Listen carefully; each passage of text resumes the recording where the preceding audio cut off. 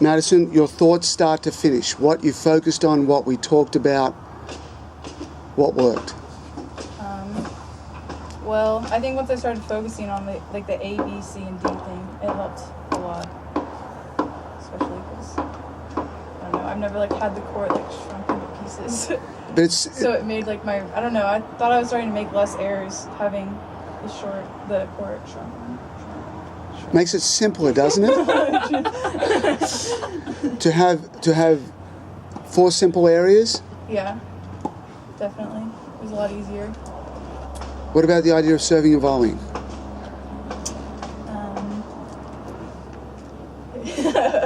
It's good. I don't know. I have mixed feelings about it. Did it work? Yeah, no, it definitely worked. It's just, that's all I don't like the risk of it. Yeah. It definitely worked, but I'm not sure. Let's think about that. Yeah. Well, if it's something you don't do a lot, then it can be uncomfortable. Yeah. But I think you made Rachel more uncomfortable than you were uncomfortable with it. Yeah. And it goes along with your whole attitude of I'm a short ball hunter and I'm pressuring you. Rachel did such a great job of that, of just smothering. It's like an avalanche. The pressure's always coming. The serve, the return. You get in a rally and Rachel's all over every ball. And so that's what you were able to do a little bit there as well. Mm-hmm. The idea of hitting second serve returns with forehands. Yeah, definitely. Yeah, that was difficult. It was hurting Rachel, especially on the. Damn it, Craig. Don't give up all the secrets. Little by little. I'm gonna get used to them. So Rachel, you go ahead. Tell me, because you've probably played with Madison quite a bit. I don't think we've ever we played to the 12 zone. Yeah, oh, okay, so you haven't. No. So from the start of practice to the end of practice, and the things that Madison did well. Beginning, I felt like the rallies were inconsistent. She would go for a lot, and it'd be missing it by a little bit instead of bigger targets. So it's A, B, C, D. We hadn't even talked about it then. Yeah. So I felt way more comfortable in the beginning of set. So I was thinking, okay, I can really kind of groove into the rallies, and she's gonna go for them, so she might miss some. Mm-hmm. But I thought she did a really good job from the first point going behind me. Mm-hmm. I thought that was effective, and in the second, after we talked, yes. I thought she did a good job with her forehand returns.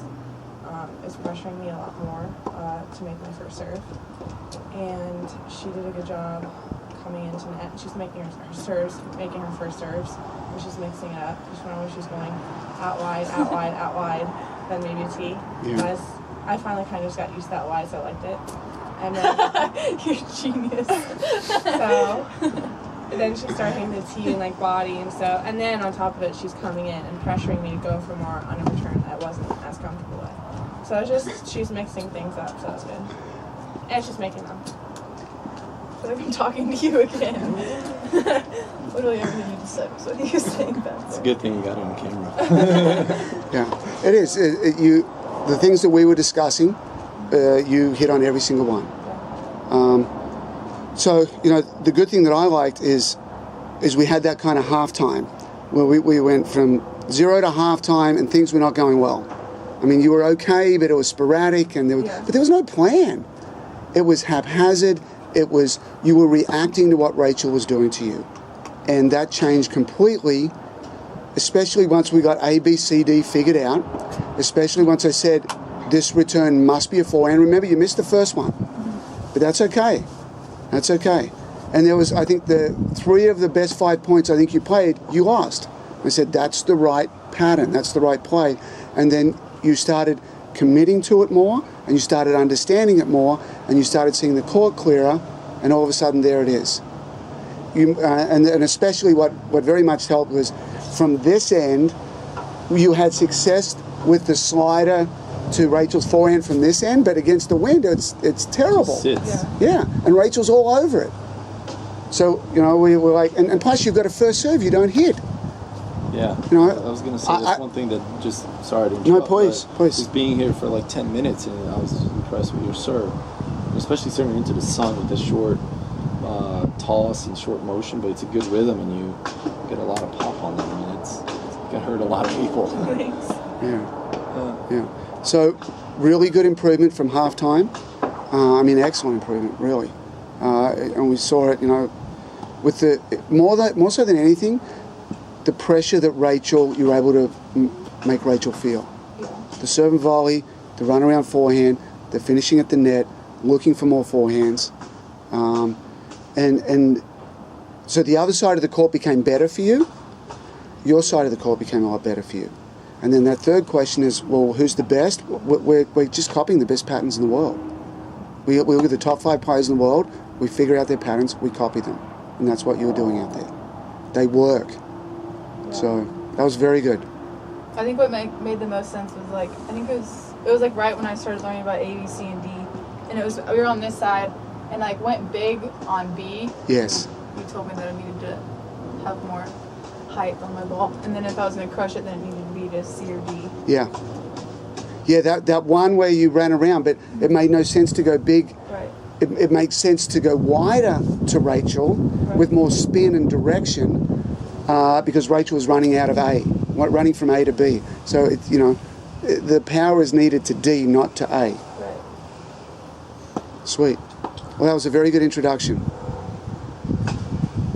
Good? Good.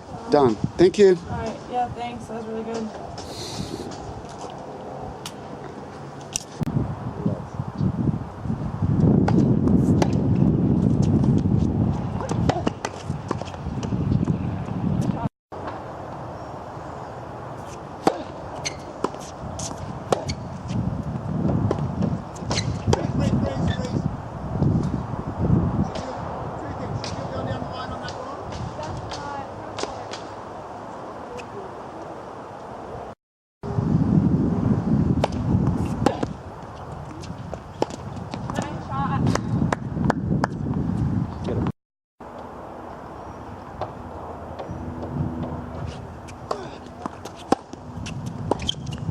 Get it.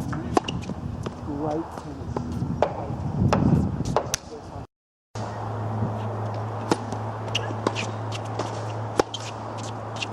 Okay, stop. Please don't move. Okay, so.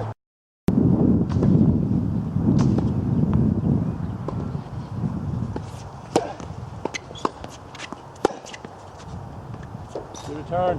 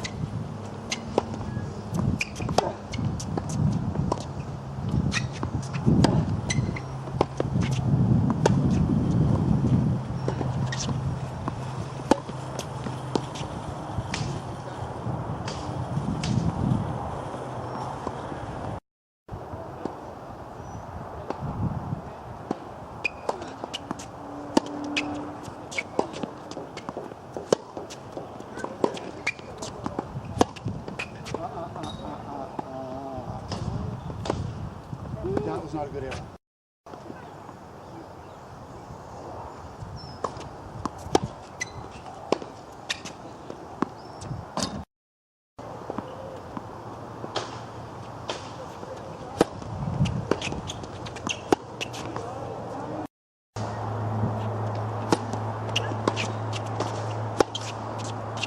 Okay, stop, please don't move. Okay, so